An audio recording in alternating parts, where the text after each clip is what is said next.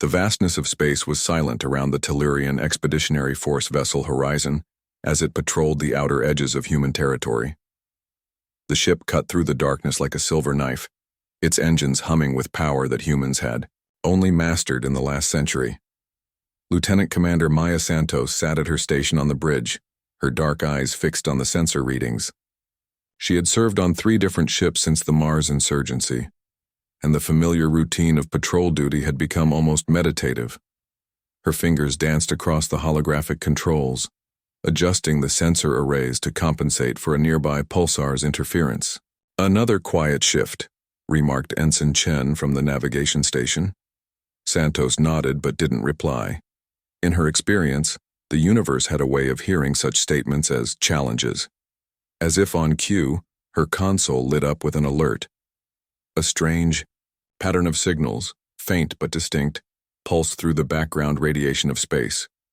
"Captain," Santos called out, her voice steady but urgent. "I'm picking up something unusual."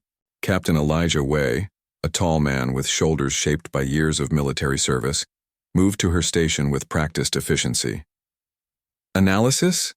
Santos's hands moved quickly, isolating the signal and running it through the ship's identification protocols. Her eyes widened slightly as the computer returned its results. "Sir, it's a Galactic standard emergency beacon. It matches the pattern the Confederation taught us when Earth joined 50 years ago." The bridge fell silent. In 5 decades of membership in the Galactic Confederation, humans had rarely ventured beyond their assigned territories. The older species that formed the Confederation had made it clear that humans, creatures from what they termed a death world, were to be contained and monitored. Captain Way's expression remained neutral, but his eyes narrowed slightly. "Location?" "The Signis Reach, sir," Santos replied, bringing up a star chart on the main display. A small red dot pulsed at the edge of a disputed zone between 3 alien federations. "That's outside our permitted operation zone," said Commander Jackson, the executive officer. "Confederation regulations explicitly forbid human ships in disputed territories." We studied the map thoughtfully. "How many other Confederation vessels are in range to respond?" Santos checked the long-range scanners. "None that I can detect, sir. We're the only ship within 18 light hours." "A distress call," Way said quietly, more to himself than to the crew. He straightened his uniform and looked around the bridge. His crew watched him, waiting for his decision. "Set course for the signal origin," he ordered. Commander Jackson stepped closer. "Sir, with all due respect, entering the Signis Reach would violate at least 3 Confederation treaties. They've made it clear that humans are not welcome in politically sensitive areas. They've also made it clear that all member species are bound by the Galactic rescue protocols," Way replied calmly. "Distress signals transcend politics, Commander. It's not just protocol, it's who we are." Jackson didn't argue further. Like everyone on the bridge, he knew the captain was right. Humans had never abandoned a distress call, not even during the worst of the Mars insurgency. It was written into their oldest maritime laws and carried forward into space. Always respond. Setting. "Course for the Signis Reach," announced Ensign Chen. "Estimated arrival in 6 hours at maximum safe speed." Way nodded. "Senior officers, briefing room in 30 minutes. Let's prepare for all possibilities." He turned to Santos. "Lieutenant Commander, keep trying to establish communication with whoever sent that signal." "Yes, sir," Santos replied, already adjusting the communication arrays.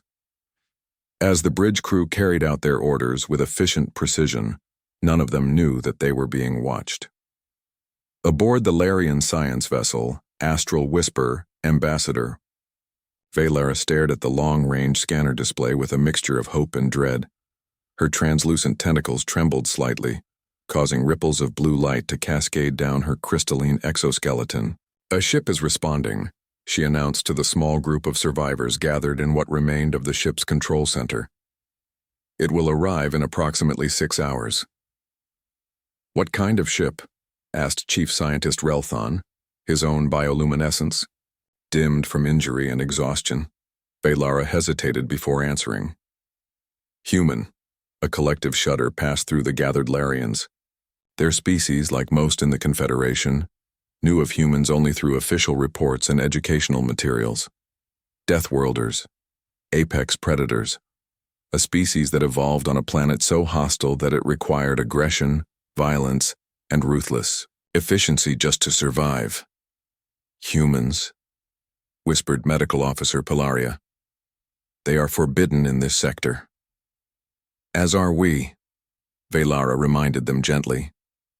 Her gaze moved to the viewing port, where the bodies of their fallen crewmates floated in, suspended animation chambers. Nearly half their expedition team was dead or dying. We have little choice but to accept whatever help comes.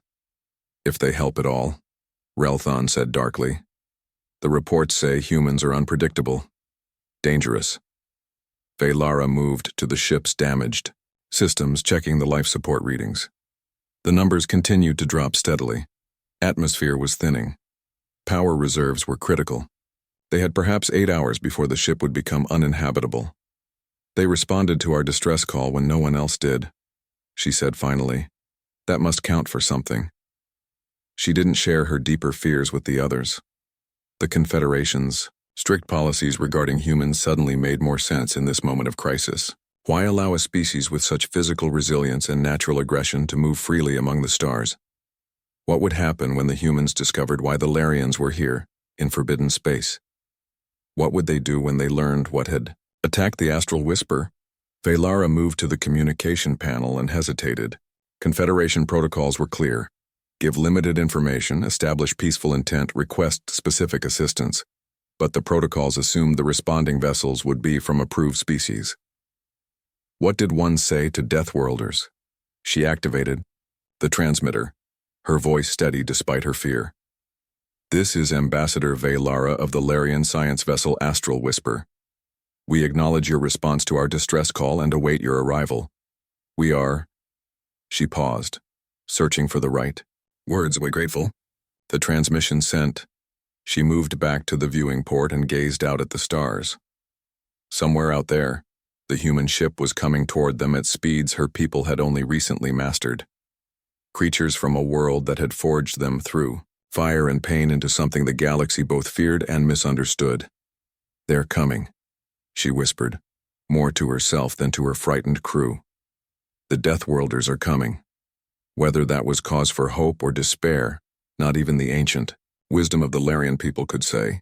The horizon dropped out of faster-than-light travel with a flash of energy, its engines shifting smoothly from space-bending drive to standard propulsion. Captain Wei stood on the bridge, his experienced eyes fixed on the main view screen as it displayed their new surroundings. Sensor sweep complete, Captain, reported Lieutenant Commander Santos. We've located the source of the distress signal.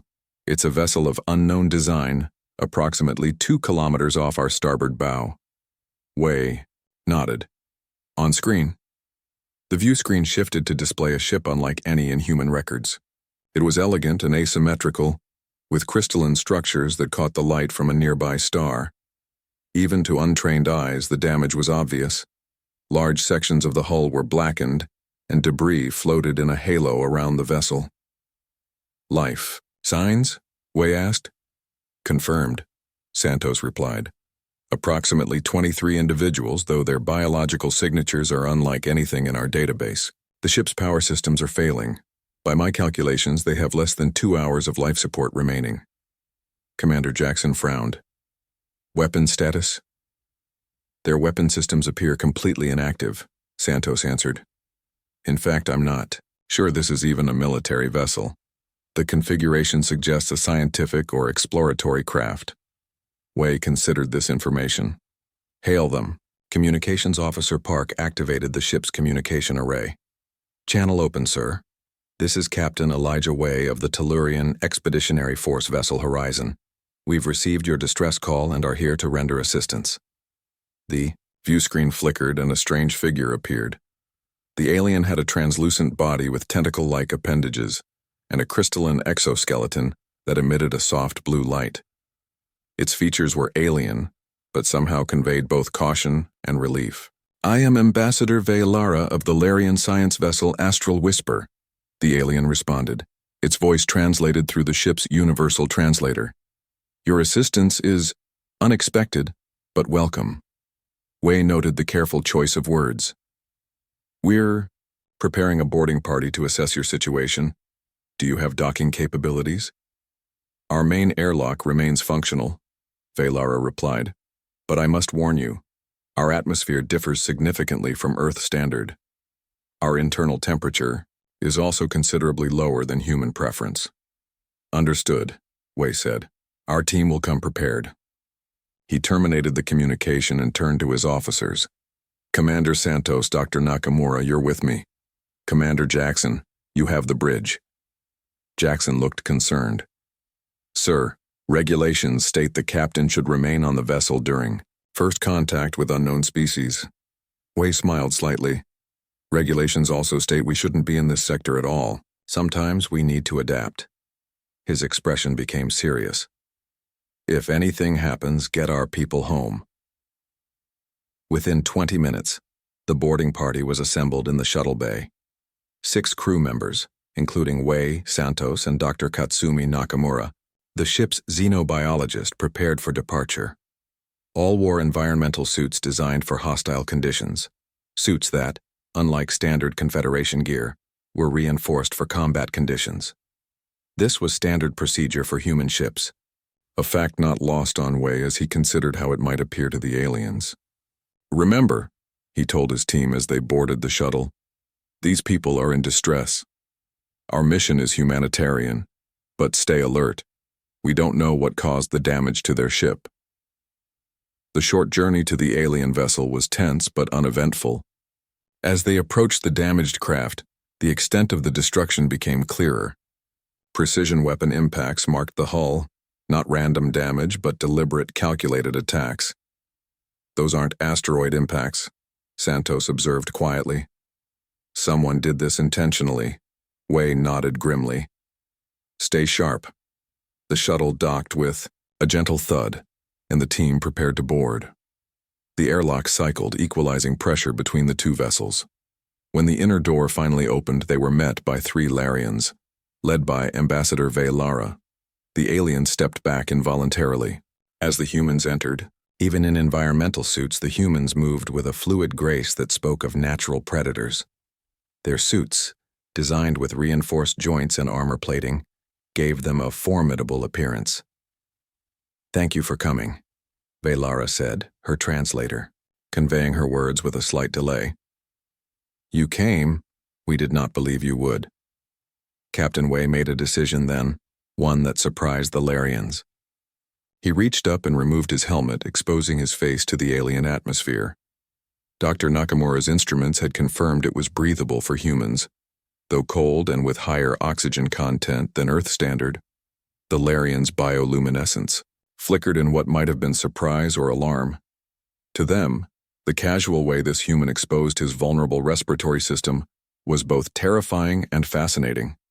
We always respond to distress calls, Wei said simply, his breath visible in the cold air. It's what we do. Santos followed her captain's lead, removing her own helmet.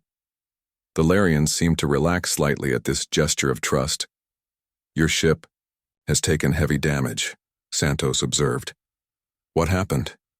Velara led them deeper into the vessel, past injured Larians being tended by their medical staff. The interior of the ship was as beautiful as it was alien, organic curves blended with crystalline technology in ways human engineers had never conceived. We were studying dark matter fluctuations in this region, Velara explained. 3 days ago, we were attacked without warning.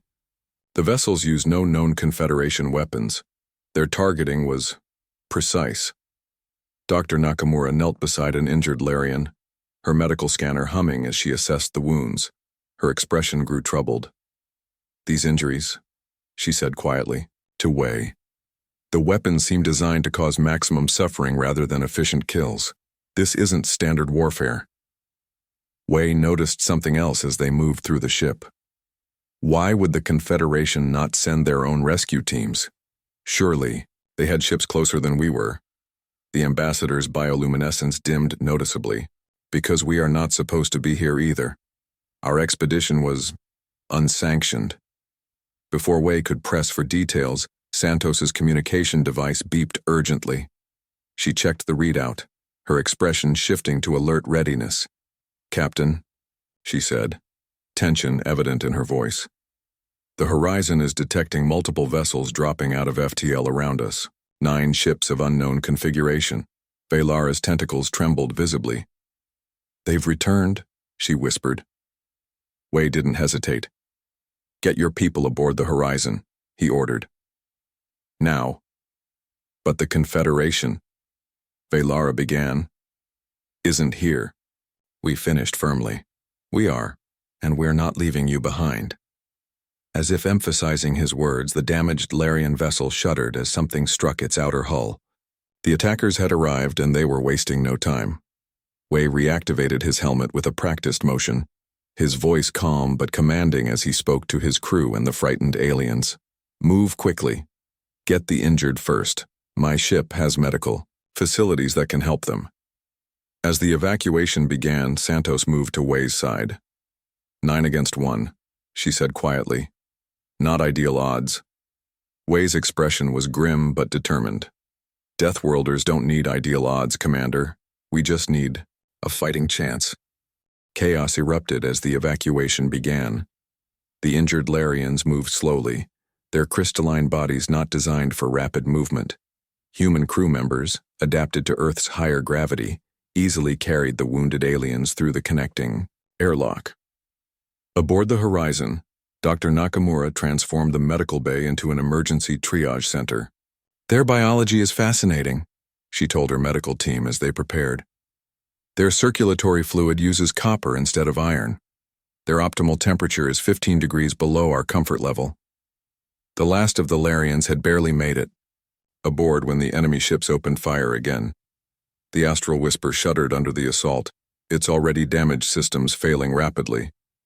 On the bridge of the Horizon, Captain Wei assessed the tactical situation. 9 ships against 1. The enemy vessels were organic-looking with weapon ports that pulsed with an eerie bioluminescence. "Status report," Wei ordered calmly. 9 unidentified vessels, Captain," reported the tactical officer.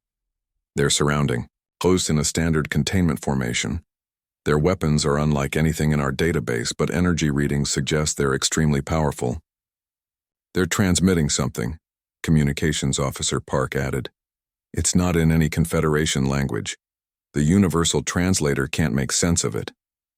Wei turned to see Ambassador Velara entering the bridge, her movements unsteady as she adjusted to the human ship's gravity and atmosphere.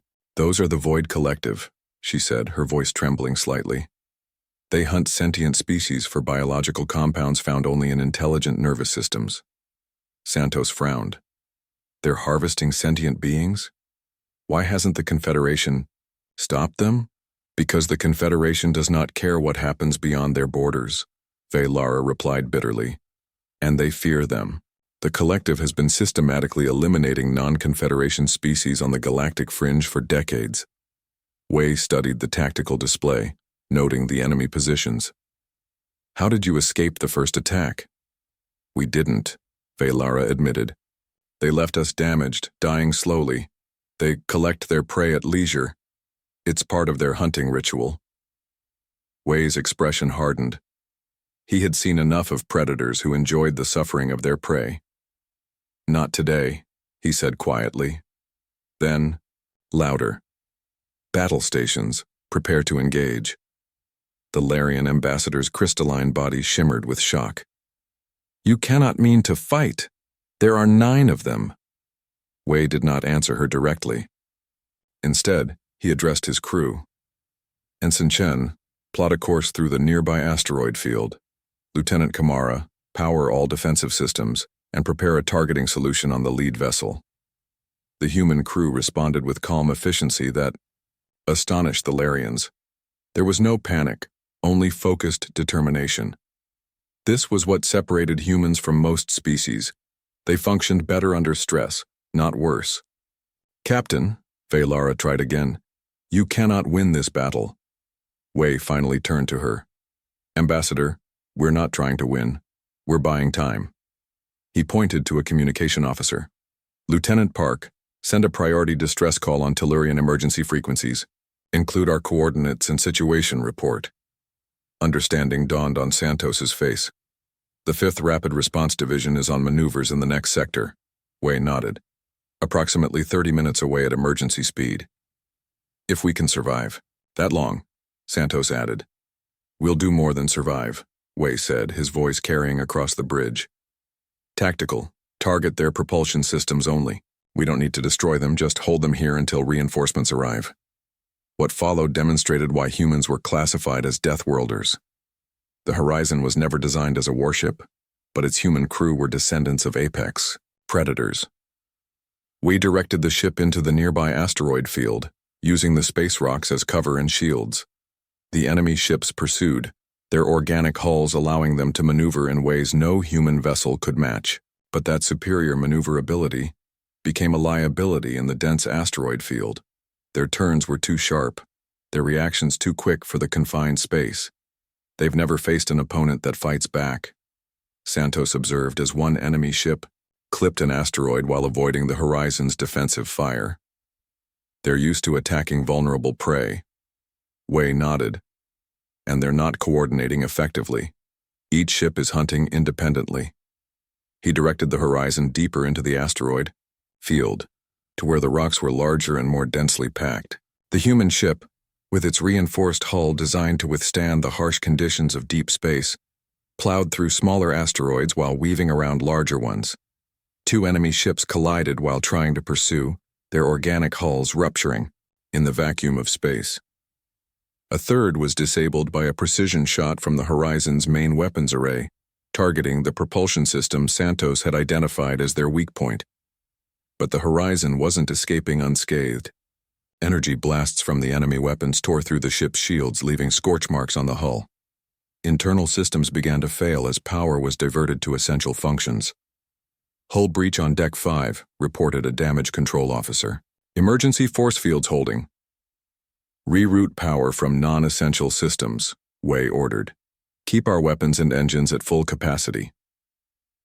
In the medical bay, Dr. Nakamura worked furiously to stabilize the injured Larians as the ship shuddered around them.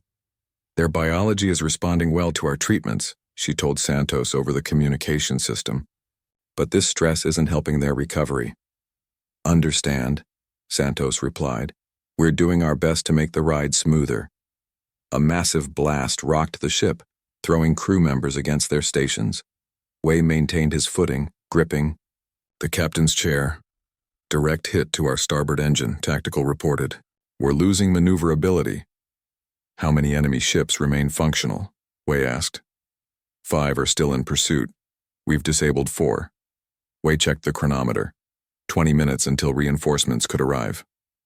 The Horizon wouldn't last that long at the current rate of damage. New plan, he announced. Set course for the largest asteroid in the field. Maximum speed. His crew exchanged glances but obeyed without question. The Horizon surged forward, its damaged engines protesting. The sudden acceleration. They're following, Santos reported, watching the tactical display. All 5 remaining ships. Good, Wei said with grim satisfaction. Prepare to execute a full emergency stop on my mark. Divert all remaining power to forward shields. The massive asteroid loomed ahead, its cratered surface growing larger on the view screen. The enemy ships followed closely, their weapons continuing to pound at the Horizon's failing defenses. 3 seconds to impact, Ensign Chen called out, tension evident in his voice. 2, 1, mark, Wei shouted. The Horizon fired its reverse, thrusters at maximum power while diverting all energy to its forward shields. The ship shuddered violently, systems overloading throughout the vessel as it came to an abrupt halt, just meters from the asteroid's surface. The pursuing enemy ships, unable to react quickly enough, had 2 choices: crash into the Horizon or veer away. 3 chose to veer off, their organic hulls scraping against the asteroid's surface. 2 couldn't adjust in time and slammed directly into the Horizon's reinforced shields. The impact was devastating for all involved. The Horizon's shields collapsed, completely, and emergency alarms blared throughout the ship. But the enemy vessels were destroyed, their organic structures shattering against the combination of shields and the asteroid's unyielding surface. "Status report," Wei called out as the bridge systems flickered back to life. "Shields offline. Weapons at 20%. Life support stable," came the reports. "3 enemy vessels remain active but are regrouping." Wei allowed himself a small smile. They're not used to prey that fights back strategically. Ambassador Velara stared at the tactical display in disbelief. How is this possible? You've destroyed 6 of their ships." "We haven't won yet," Wei cautioned. "Those remaining 3 are coordinating now. They've learned." As if to emphasize his point, the 3 remaining ships formed a tight formation and began a coordinated approach toward the damaged Horizon. "We can't take another concentrated attack," Santos warned. Wei nodded. "We don't need to." He pointed to the long-range sensors, where 5 new contacts had just appeared. "Because humans never travel alone in dangerous space." The Tellurian fleet's 5th Rapid Response Division dropped out of FTL behind the Void Collective vessels, 5 state-of-the-art warships responding to the Horizon's distress call. "The reinforcements were always coming," Wei explained to the astonished Larians. "On Earth, we evolved as pack hunters." The arrival of the Tellurian reinforcements changed the battle instantly. The 5 warships moved with coordinated precision, their advanced weapon systems targeting the remaining Void Collective vessels. Within minutes, the enemy ships were disabled or destroyed, their organic hulls rupturing in the cold vacuum of space.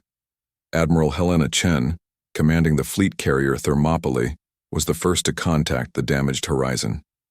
"Captain Wei," she said, her image appearing on the bridge. "View screen. Your distress call mentioned unauthorized aliens and hostile forces. Care to explain why you're in a restricted sector?" Wei stood straight despite his exhaustion.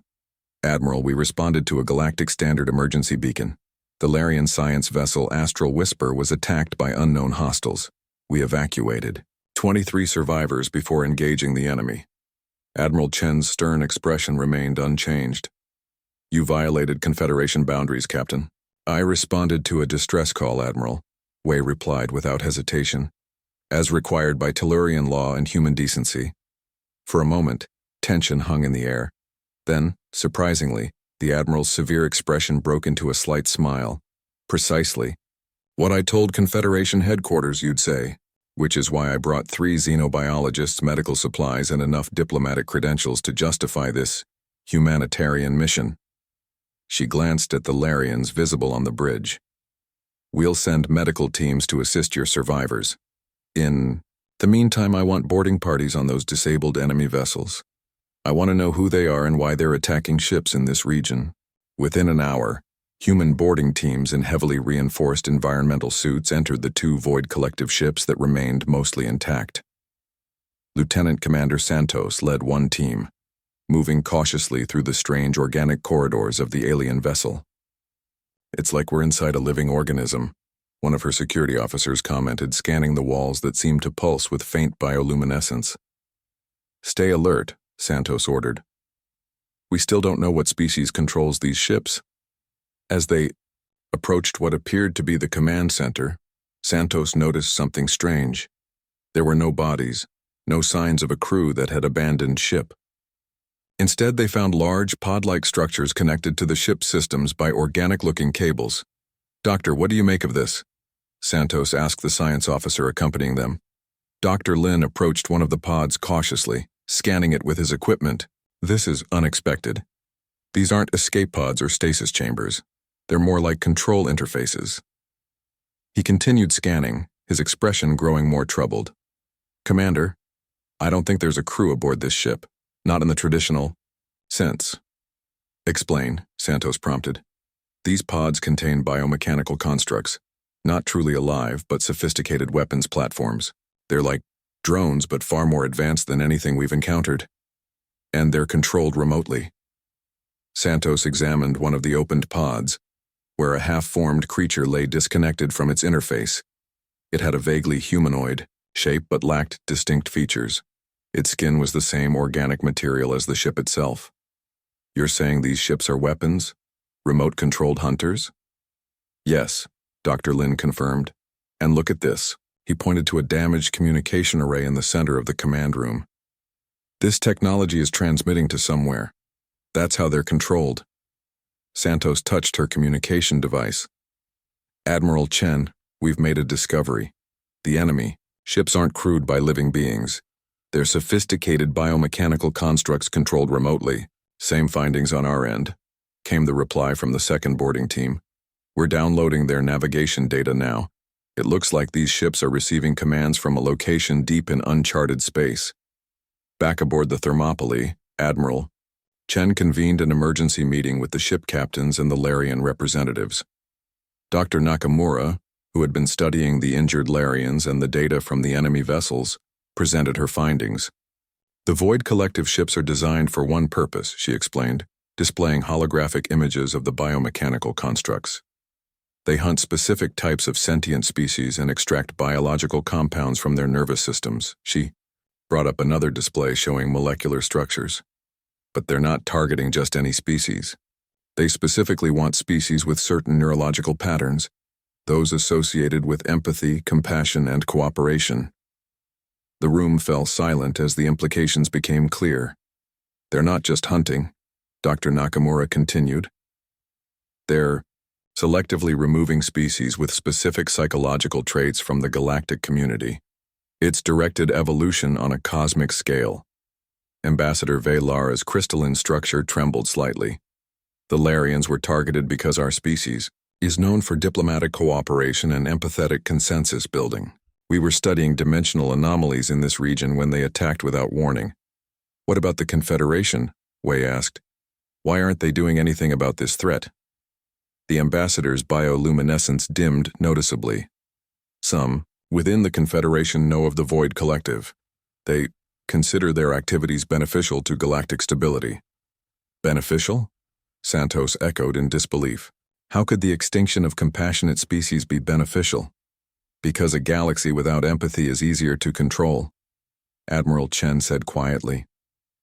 Logical, predictable, and unchallenging to established power. She straightened, her decision evident in her posture. We're tracking the control signal to its source. If these hunters have a master, we need to find it. The Larians reacted with visible alarm. You would deliberately seek out the controllers? Velara asked, her translator struggling to convey her emotional state. The Confederation Council would never sanction such aggression. That's why we're not asking permission, replied Admiral Chen.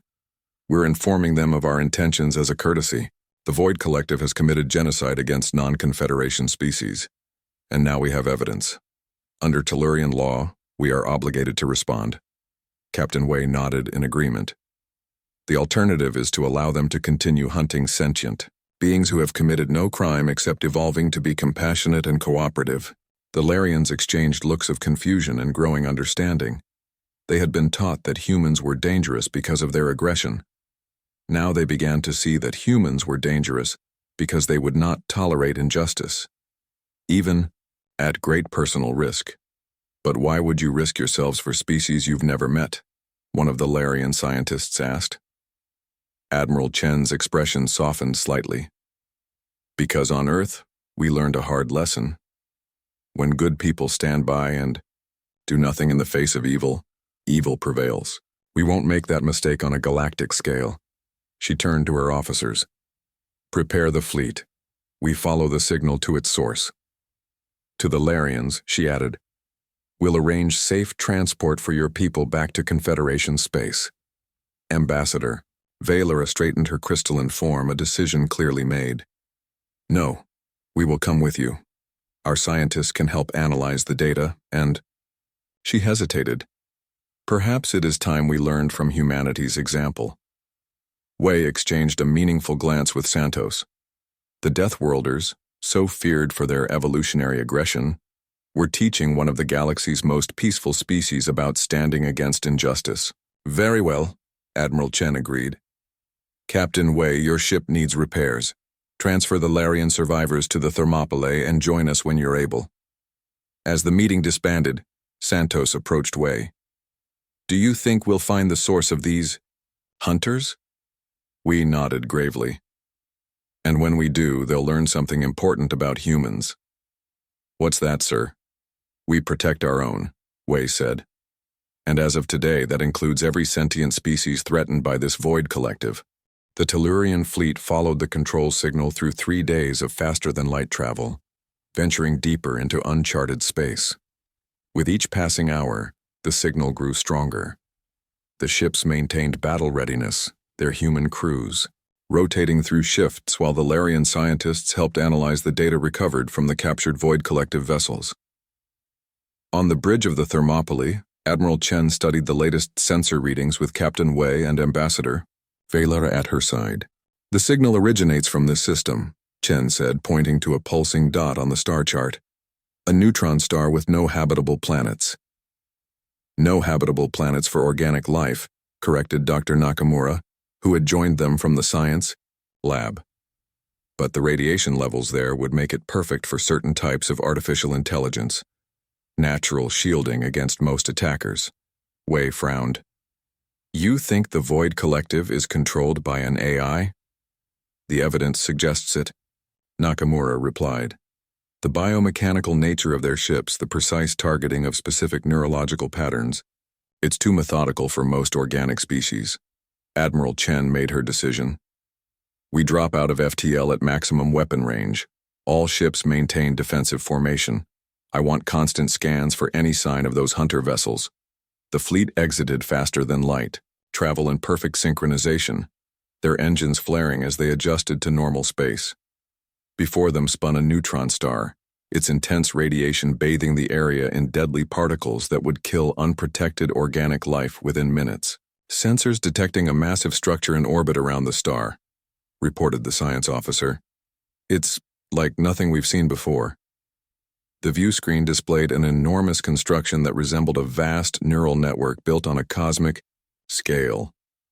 Massive tendrils extended from a central hub into the neutron star itself, apparently harvesting its energy. The structure pulsed with the same eerie bioluminescence as the hunter vessels. It's beautiful, whispered Valara, her crystalline form reflecting the light from the screen. And deadly, added Santos. Energy readings suggest it has enough power to operate thousands of those hunter ships simultaneously. The communications array suddenly activated without command. A voice spoke through the ship's systems, its tone flat and unnaturally precise.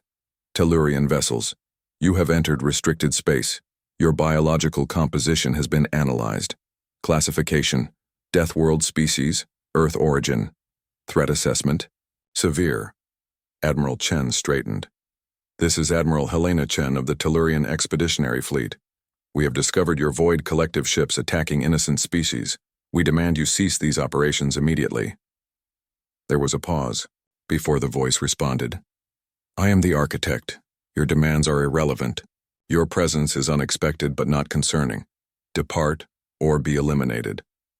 We've tracked your signal, Chen continued. We know you're controlling the hunter vessels that have been exterminating peaceful species throughout this sector. Not exterminating, the Architect replied. Pruning, selective removal of evolutionary dead ends for the benefit of galactic stability. Dr. Nakamura stepped forward. You're targeting species with high empathy and cooperation traits. Why? The vast structure pulsed as if considering the question. Emotional, empathetic species are inherently unstable and doomed to self-destruction. They devote resources to the weak, make decisions based on sentiment rather than logic, and ultimately fail to achieve their evolutionary potential. I remove them before they develop interstellar capabilities and destabilize galactic civilization. Wei exchanged glances with Santos. And the Confederation knows about this? The Confederation's founding species are logical, hierarchical, and stable, the Architect confirmed. They understand the necessity of my work. Evolution requires pruning to remain efficient. The Larian's bioluminescence dimmed with shock and betrayal. Their trusted Confederation had knowingly allowed this entity to eliminate species like theirs. The Architect continued scanning the human vessels. You are an anomaly. Your neural patterns show both high empathy and high aggression. A combination my models predicted was evolutionarily impossible. Compassionate predators should not exist. Admiral Chen's expression remained resolute. And yet, here we stand. You are an aberration, the architect stated. Your species displays cooperative, social structures while maintaining predatory instincts. You protect the weak while possessing the strength to dominate. This contradiction makes you unpredictable and dangerous. Wei stepped forward. It's not a contradiction. It's what makes us human. The architect seemed to process this information. Regardless, your interference cannot be permitted. The work continues. Without warning, the massive structure released a pulse of energy that washed over the human fleet. Ship systems flickered momentarily but quickly stabilized. Electromagnetic pulse, reported a tactical officer, attempting to disable our electronics. Admiral, Chen smiled grimly. Human technology is hardened against such attacks. We evolved on a radiation-bathed planet with constant electromagnetic fields. All ships target the structure's cooling systems, she ordered. Their energy consumption must generate enormous heat. Without proper cooling, they'll overload. The Tellurian vessels moved into attack formation, their weapons powering up. The Thermopylae led the charge, its main cannons targeting the junctions, where the structure's tendrils connected to cooling radiators extending away from the neutron star's heat. The architect's defenses activated immediately. Energy beams lashed out from the structure, striking 2 human ships and causing significant damage. But the fleet pressed on, their coordinated attack focusing on the vulnerability Admiral Chen had identified. They're targeting us with directed radiation, Dr. Nakamura reported, checking her instruments. Trying to kill the crews while leaving the ships intact. Another tactic that won't work well on humans, Wei noted. Our biology evolved with greater radiation resistance than most species. The battle intensified as the human ships closed distance. Precision strikes from the Tellurian vessels began to damage the cooling systems of the massive structure. As predicted, temperature readings from the architect's neural network core began to rise rapidly. We're having an effect, Santos reported. Their central processors are reaching critical temperatures. The architect seemed to realize the danger. Its attacks became more desperate, more focused. 2 human ships suffered severe damage and were forced to retreat, but the remaining vessels continued their assault. Commander Santos, now leading the primary assault team after transferring from the damaged Horizon, directed the final attack. Run! Her ship dove close to the structure's main cooling array, weapons firing with surgical precision. Target locked, she reported. Firing main sequence. The combined firepower of the human vessels struck the architect's primary cooling system simultaneously. The structure shuddered as temperature alarms triggered throughout its vast network. You prove my hypothesis, the architect transmitted, as its systems began to fail. Emotional species will always choose destruction over cooperation, Santos responded before firing the final sequence. No, we chose to protect others from destruction. There's a difference. The architect's structure began to collapse, its connection to the neutron star becoming its undoing. The tremendous energy it had been harvesting could no longer be properly channeled or cooled. Systems overloaded, and the neural network began to implode. All ships, maximum thrust, Admiral Chen ordered. Get clear of the blast radius. The human fleet accelerated, away as the architect's vast structure collapsed in on itself. A brilliant flash of energy erupted from the neutron star, as the architect's control over the harvested power failed completely. The human ships barely outpaced the radiation wave, their engines straining at maximum capacity. When they finally reached safe distance, the crews watched on their view screens as the last traces of the architect's structure disappeared into the neutron star's gravitational pull. Sensors detect no remaining active systems, reported the science officer. The architect appears to be completely destroyed. A moment of silence fell across the bridge of the Thermopylae as the humans and Larians contemplated what they had accomplished and what they had learned about the galaxy they inhabited. Ambassador Vei Lara approached Admiral Chen. The Confederation, told us that humans were dangerous because you evolved on a death world. They never told us you were dangerous because you would fight for others at risk to yourselves." Chen nodded grimly. "The Confederation has much to answer for. They allowed this architect to eliminate entire species while they looked the other way." "What happens now?" Wei asked. Admiral Chen's expression was resolute. "Now we bring evidence back to Confederation space. The architect said one of their founding species knew about this genocide. I intend to find out which one and hold them accountable." As the fleet set course for home, Santos joined Wei at the observation window. Together they watched the neutron star recede in the distance. "Do you think the architect was right about one thing?" Santos asked quietly. "Are we an evolutionary aberration? Predators with compassion?" Wei considered this for a moment. Maybe that's not a contradiction. Maybe that's evolution's greatest achievement, creating beings capable of both strength and kindness. Behind them, the Larians watched the human. 3 weeks after the destruction of the architect, the Tellurian fleet arrived at Confederation Central, the massive space station that served as the political heart of galactic civilization. News of their arrival, and the Larian survivors they brought with them, spread quickly through diplomatic channels. The Confederation Council, comprised of representatives from the 12 founding species, convened an emergency session. The Grand Council chamber was designed to impress with soaring ceilings and ornate decorations that showcased the Confederation's 10,000 years of history. Humans, as relatively new members, were typically given seats in the far back of the chamber. Not today. Admiral Chen led the human delegation into the center of the chamber, Captain Wei and Lieutenant Commander Santos at her side. Behind them walked Ambassador Vei Lara and the surviving Larian scientists. The evidence they carried, data cores from the Void collective ships and recordings of the architect's admissions, was displayed on the chamber's massive screens for all representatives to see. "The Tellurian expeditionary fleet brings grave news," Admiral Chen began, her voice carrying through the chamber. "We have discovered and destroyed an entity known as the Architect, which has been systematically eliminating sentient species on the galactic fringe for thousands of years." Murmurs spread through the assembled representatives. The Admiral continued, her tone unwavering. "More disturbing is the Architect's claim that certain founding members of this confederation were aware of its activities and approved of them. An uproar broke out as representatives from dozens of species demanded explanations. The High Counselor, a tall, thin being from the Axolotl Directorate, called for order with 3 sharp taps of his ceremonial staff. "These are serious accusations. Admiral," the High Counselor said, his voice cold and precise. "Do you have proof of these alleged atrocities?" In response, Admiral Chen nodded to Santos, who activated the main recording.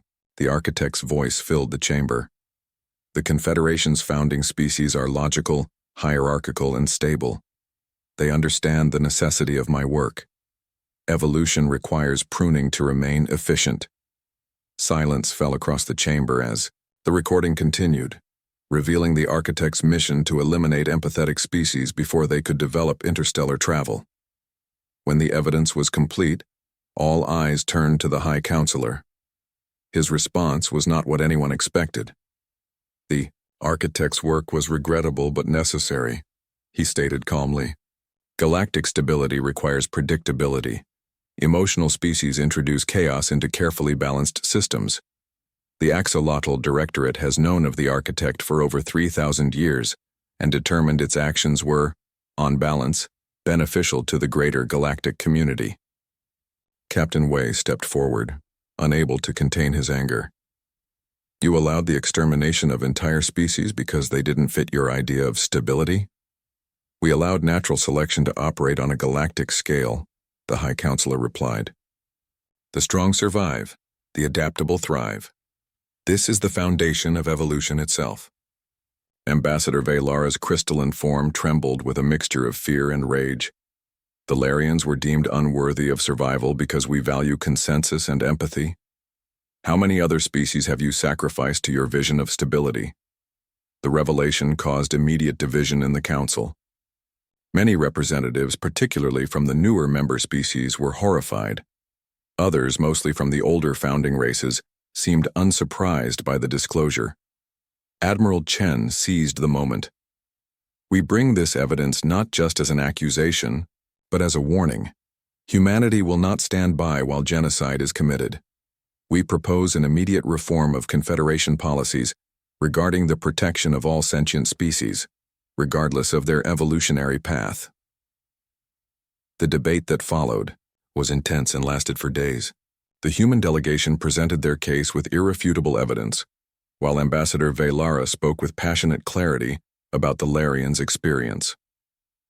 The political earthquake they had triggered reshaped Confederation politics as many species began questioning the classification of Earth as a death world and humans as evolutionarily aggressive.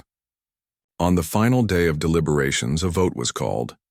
By a narrow margin, the Council approved a new charter that explicitly protected all sentient species, regardless of their developmental stage or psychological profile.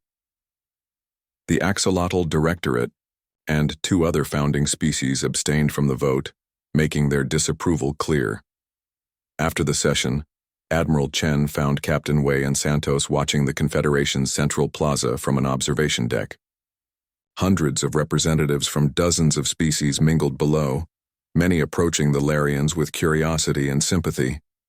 "It's not a perfect victory," Chen said, joining them at the window. "The old powers won't change their beliefs overnight, but it's a start." Wei nodded. "And the Confederation is sending ships to search for any other architect-like entities that might be operating in distant sectors, with human observers on each ship," Santos added with a smile. Ambassador Velara approached them, her bioluminescence glowing brightly in what the humans had learned to recognize as an expression of joy. "My people wish to thank you," she said, "not just for saving us but for bringing truth to the Confederation. We have been offered a new homeworld in a sector near Tellurian space." "We'll be neighbors then," Wei replied warmly. "More than neighbors, I hope," Velara said. "The Larian Provisional Government has submitted a proposal to the Council. With human support, we wish to establish a new coalition within the Confederation, an emergency response network dedicated to answering distress calls regardless of political boundaries." Admiral Chen raised an eyebrow. "That's an ambitious proposal." "We're calling it the Santos Protocol," Velara continued, nodding toward the lieutenant commander. "After the officer who first detected our signal, Santos looked surprised and touched. I was just doing my job." "That's the point," Velara explained. "To your people, responding to distress calls is simply part of who you are. We want to make it part of who the Confederation is."